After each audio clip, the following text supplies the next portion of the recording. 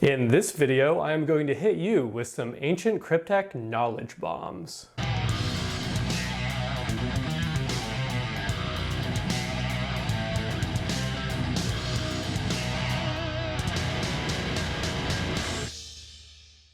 Welcome to the Dankest Dungeon. My name is Jason, and in this video we're going to go over some Necron tips and tricks to help out these Egyptian robo-dudes on the battlefield.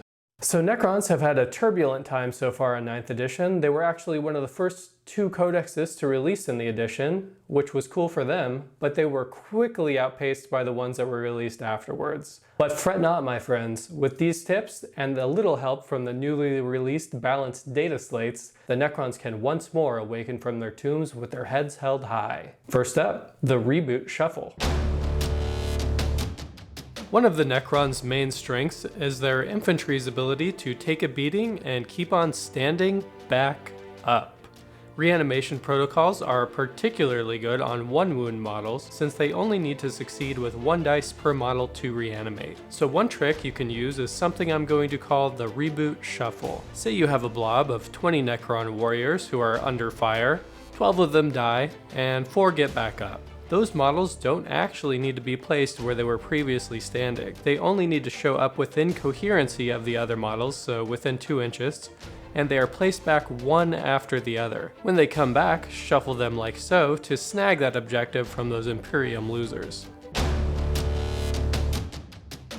Sometimes it is a-okay to sacrifice a little bit of shooting to hide a portion of a forward deployed troop blob behind some terrain so the enemy will struggle to take out the entire squad during their following shooting phase. This strategy doesn't just apply to Necrons, but their ability to reanimate and keep on trucking makes it an especially good tactic to deploy with their troop blobs. For example, this 20-boy blob of Necron warriors could all be in range to blast some Marines, but what if you kept, say, half a dozen or so safely behind this wall? Then it goes over to your opponent, they kill 9 with 1 Marine squad, they kill 9 with another Marine squad, and now they still have all these guns left to shoot the crap out of them, but they cannot target the remaining warriors. Then back over to your next turn, reanimation orb for the win. They just won't die. Troop units with objectives secured are a big part of the objective game and are a must-have in every army. But what if your entire army was OBSEC? Wouldn't that be nice? What if they even had a pre-game move to start even closer to those juicy objectives? Well, luckily for you, there's a custom dynasty trait for exactly that. Eternal Conquerors plus Relentlessly Expansionist. Go forth and blanket the field with your overwhelming security. This is a very popular and a very powerful custom dynasty to take. It can be very difficult to pry any objectives from the Necron's cold metallic grip before it is simply too late to matter. Thy Will Be Done is a powerful ability that gives a core unit +1 to hit, and the Veil of Darkness is a powerful relic that lets you pick up the equipped HQ unit and a core unit within 3 inches and fling them across the board, even on turn 1. Since Thy Will Be Done happens in the command phase, be sure to have an Overlord use it on the core unit you plan on full sending downfield with the Veil of Darkness during your movement phase. With the release of the balanced data slate, this is no longer just limited to warrior bombs. Feel free to buff up and throw some Locust Destroyers hitting on 2s and natively rerolling 1s into your opponent's grill. Be sure to give a Cryptek the Veil relic so they can revive a Destroyer every turn for funsies. As if Veil of Darkness wasn't enough, if you're willing to drop the points on a Night Scythe and are able to keep it alive until turn 2, oh baby, you are in for some major good times. You see, with a Night Scythe and a little stratagem called the Prismatic Dimensional Breach, starting on turn 2, any core unit in reserves can be set up within 3 inches of the Night Scythe, as long as they're not in engagement range of enemy units. So what this means is you can set up 1.1 inches away from enemy models for an unfailable charge. Bonkers. This has been a popular strategy with Lich Guard for a while, but with the release of the balanced data slate, the sky is now the limit. This now also works on Wraiths, Scorepack Destroyers, Flayed Ones, and more. Combo this with the Veil of Darkness for a nasty 1-2 punch.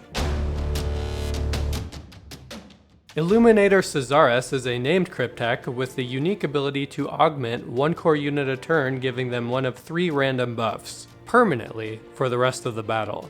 This used to be a niche ability that was only really able to be used on warriors, but once again, the release of the balanced data slate and many more units getting the core keyword, this ability becomes much more powerful. Caesarus' and other Cryptek's ability, Rites of Reanimation, that can resurrect dead core models, also benefit greatly from the new rules, making Caesarus a total powerhouse now.